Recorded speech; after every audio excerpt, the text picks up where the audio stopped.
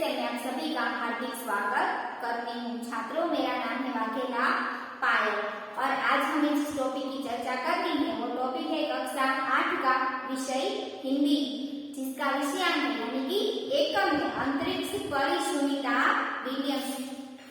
छात्रों, सुनीता विलियम्स के बारे में हमने आगे के क्लास में थोड़ी बहुत जानकारी प्राप्त की थी कि उनके पापा का जन्म और उनके पापा और उनकी मम्मी की शादी और फिर अमेरिका में रहने चले गए और वो उनके पापा थे वो न्यूरोसर्जन थे यानी कि मस्तिष्क की सर्जरी करने वाले ऐसे डॉक्टर थे। और यह अंतरिक्ष परी सुनीता विलियम्स है जिसके लेखक है डॉक्टर कोकिला पारेख, जो आपको याद रखना है। आपको ऐसा परीक्षा में पूछा जाए कि सुनीता विलियम्स, अंतरिक्ष परी सुनीता विलियम्स इकाई के लेखक का नाम बताइए, तो आपको आता होना चाहिए कि कोकिला पारेख।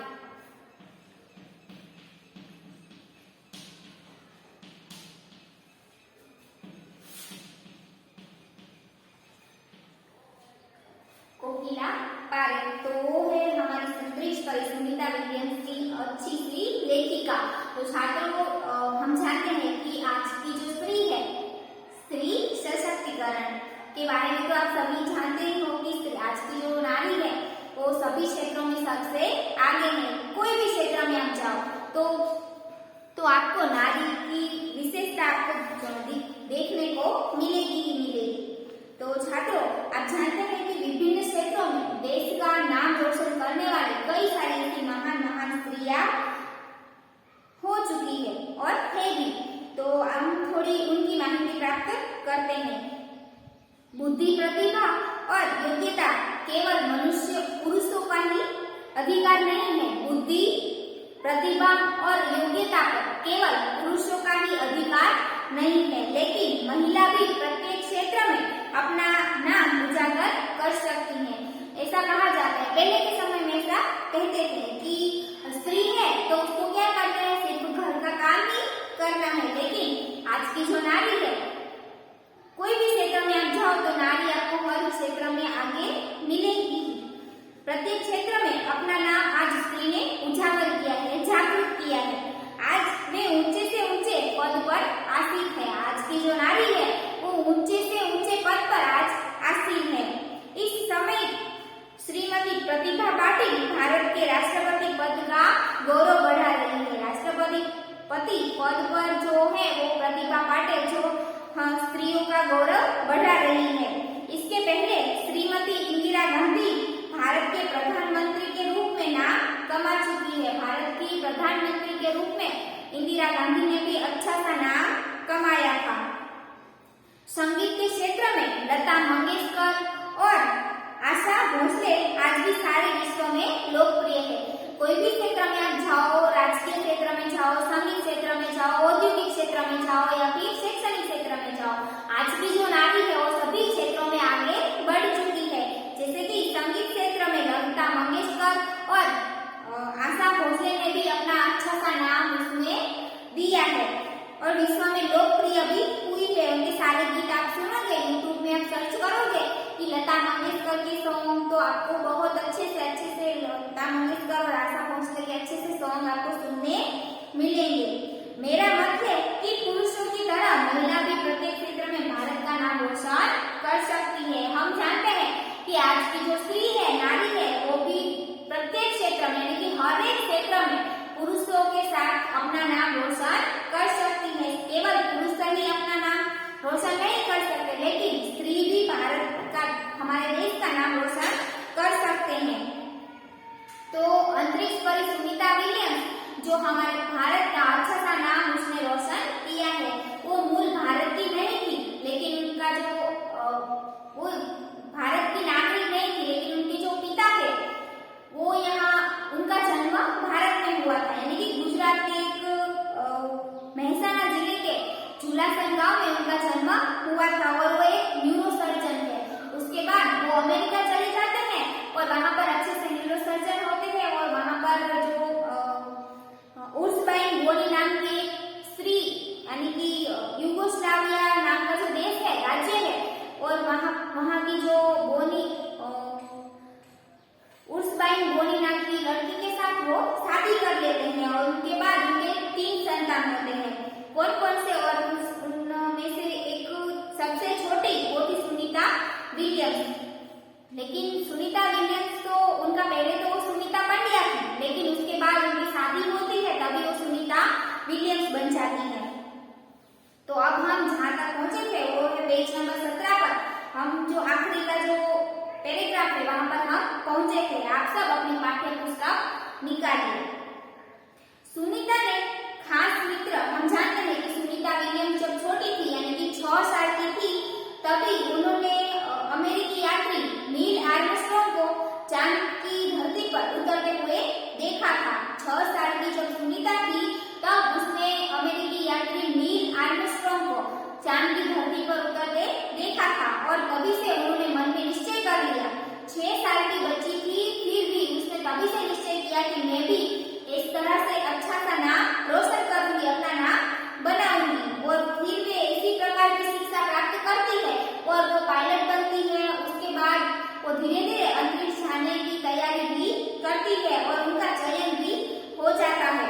चयन यानी चयनित करना यानी उनको चुनना कि अंतरिक्ष में जाने के लिए उनमें अच्छी सी शिक्षा प्राप्त हो तभी वो अंतरिक्ष में जा सकते हैं। लेकिन अंतरिक्ष में जाना थोड़ी ना छोटी मोटी बात है, जैसे कि इस गांव से उस गांव में जाना, इस प्रकार की बात नहीं है। लेकिन अंतरिक्ष में जाना और वहां पर जो सभी को हैंडल करना वो बहुत ही बड़ी बात है।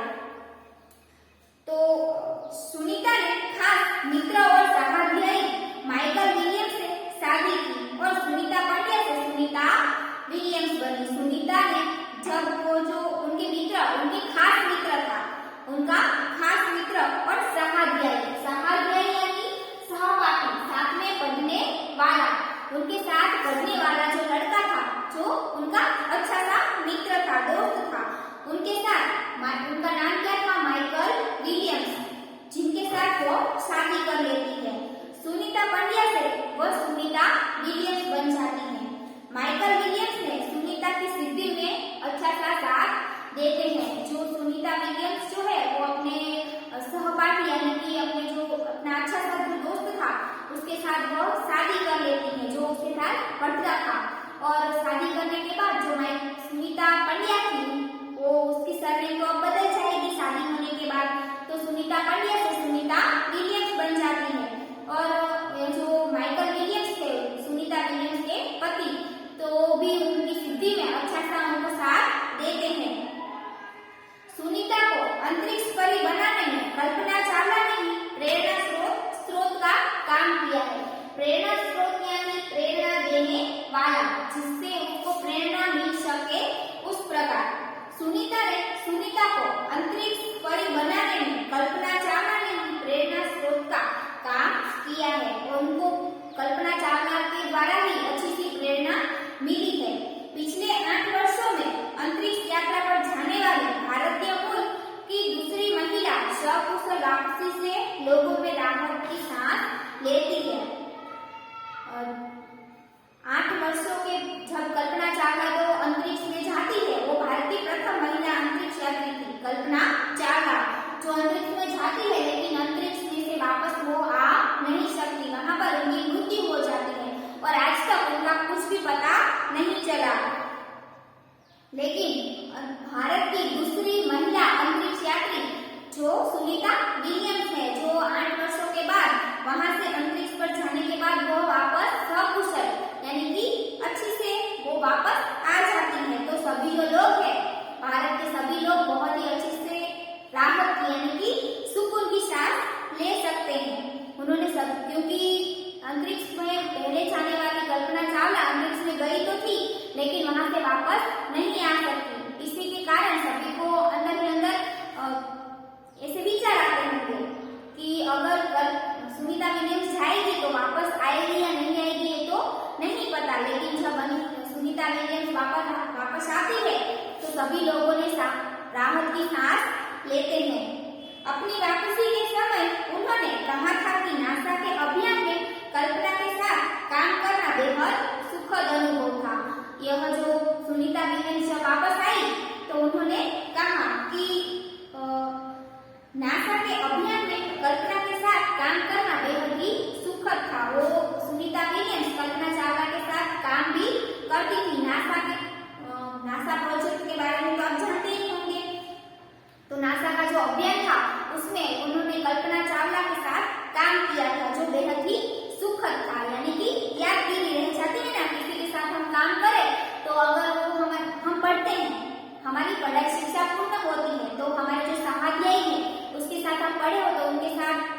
हमें बहुत ही मजा आया। तो याद तो रहेगी ही कि हमारे जो दोस्त थे वो बहुत ही अच्छे थे, उनके साथ पढ़ने में बहुत ही मजा आता था। हम दोनों की रुचि काफी अलग थी, लेकिन भारतीय होना हमें एक सूत्र में पिरोता था। यह जो सुनीता विलियम्स और कल्पना चावला एक साथ तो थे नासा अभियान में, लेकिन इन दोनों की रुचि काफी अलग थी, यानी कि उनका जो टेस्ट यानी ऐसा है ना कि पसंद, हमें कुछ चीजें पसंद हो लेकिन हमारी दोस्त को उसको वो चीजें पसंद न हो, तो उनकी जो रुचि है वो काफी अलग थी। लेकिन भारतीय होना हमें एक सूत्रता में पिरोता रहता था। लेकिन वो दोनों एक भारतीय तो थी ही, कल्पना चावला तो मूल भारतीय ही थी, लेकिन जो सुनीता विलियम्स थी उसके पापा भी भारतीय थे, तो इसके कारण इन दोनों में अच्छी सी मित्रता हो गई थी। क्योंकि कहीं पर भी हम जाएं तो हमारे जैसे लोगों के साथ ही हमें अच्छी सी मित्रता होती है। दोनों को भारतीय संगीत से बेहद लगाव था। यह जो दोनों थी कल्पना चावला और सुनीता विलियम्स, दोनों को भारतीय संगीत से, भारतीय संगीत यानी म्यूजिक से बहुत ही लगाव बनता था। कल्पना से मुझे काफी कुछ सीखने को मिला।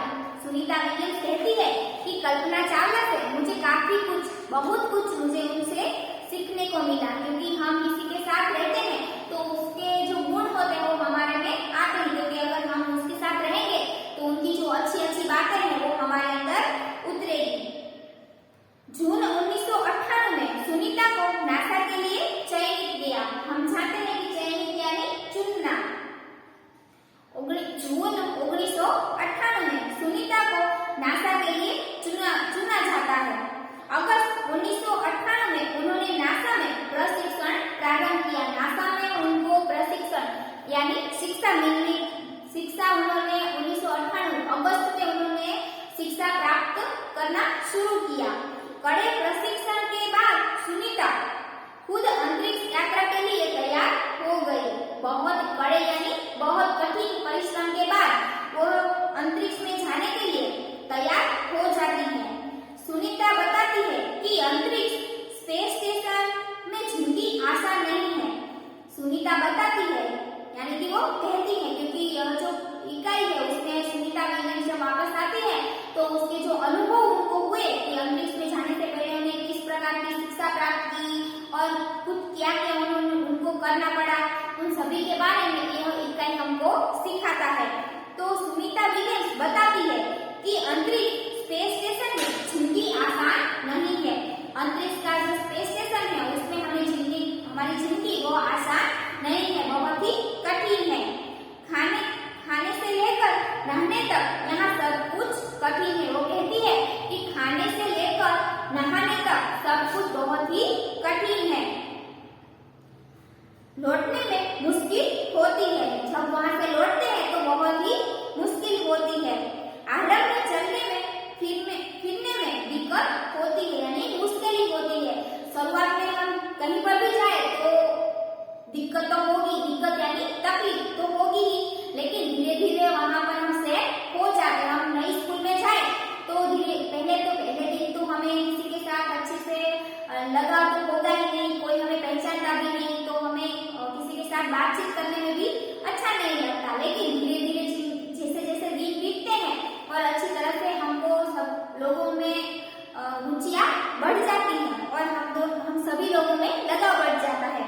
उसी प्रकार यह कहती है कि आरंभ में यानी कि शुरुआत में चलने और फिरने में वहां पर दिक्कत होती थी।